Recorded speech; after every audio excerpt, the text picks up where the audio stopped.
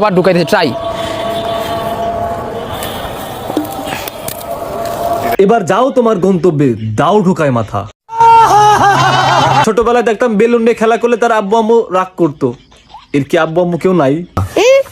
ভাইয়া ওটা ওই মাথায় পড়ে না, যে মাথায় পড়ে ওই মাথায় পড়ে একটু ভিডিও দাও। আবারও ঢুকাইতেছি মাথায়, শুধু আপনাদের ভালোবাসার কারণে এত পরিমাণ ভালোবাসা দিতেছেন এই বেলুনের ভিডিওতে, এই জন্য। তুই তোর মাথার ভিতরে কন্ডম ঢুকাচ্ছিস আর মানুষ তোকে ভালোবাসা দিচ্ছে। মানুষের ভালোবাসায় কি ফরমালিন ঢুকে গেছে? বুঝতেছেন বিষয়টা কিরকম? আসলে অনেক প্রেশার তৈরি হয়। না মানে ও যখন ছোট ছিল, লেজ বিশিষ্ট ছিল, তখন ঢুকছে, তো তখন ওর কিছু মনে নাই ওর ভিতরে ঢুকলে কেমন ফিল হয়।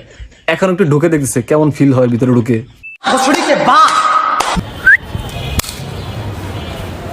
ও 3 আঙুল দিয়ে যেটা দেখাইছে ওটা নেগেটিভ কিছু না, ও ওইভাবে পদে সুরসুরি নাই।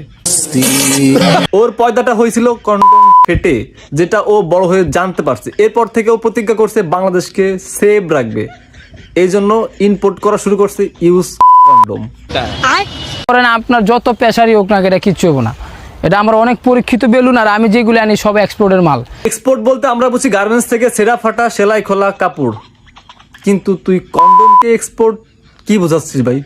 ইউজ করা।